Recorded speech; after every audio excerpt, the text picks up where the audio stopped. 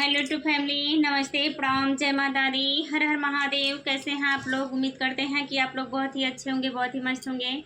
स्वागत है आप सभी का मन्नी मिश्रा के लोकगीत पर। मैं आप सबके पीछे बहुत ही सुंदर, बहुत ही प्यारा कहरा नाच गीत लेकर के आई हूँ।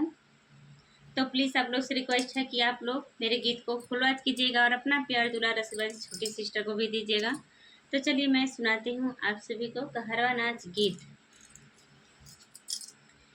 पिया बाटा बखरिया अलग रहबना, पिया बाटा बखरिया अलग रहबना, अलग रहबना हो अलग रहबना। राजा बाटा बखरिया अलग रहबना, राजा बाटा बखरिया अलग रहबना। हमरे ससुर जी के तीन महलिया, हमरे ससुर जी के तीन महलिया। उहले बना हम उहले बना, जे मन लागल खिड़किया उहले बना, जे में लागल खिड़किया उहले बना। राजा बाटा बखरिया अलग रहबना, पिया बाटा बखरिया अलग रहबना, अलग रहबना हो अलग रहबना। राजा बाटा बखरिया अलग रहबना, पिया बाटा बखरिया अलग रहबना।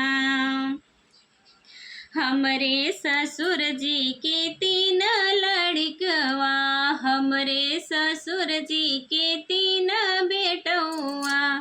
उहले बना हम उहले बना, हम उहले बना हम उहले बना।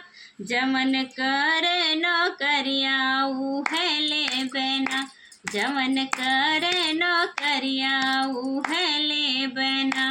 राजा बाटा बखरिया अलग रहबना, पिया बाटा बखरिया अलग रहबना। हमरे ससुर जी के तीन बेटुआ, हमरे ससुर जी के तीन बेटुआ। उहले बना हम उहले बना, जमन बाटिन ससुरवा उहले बना, जमन बाटिन ससुरवा उहले बना। राजा बाटा बखरिया अलग रहबना, पिया बाटा बखरिया अलग रहबना, अलग रहबना हो अलग रहबना। राजा बाटा बखरिया अलग रहबना, पिया बाटा बखरिया अलग रहबना। तो ये गीत आप सभी को कैसा लगा प्लीज़ कमेंट बॉक्स में ज़रूर बताइएगा। आप सभी लोग से जय माता दी, हर हर महादेव।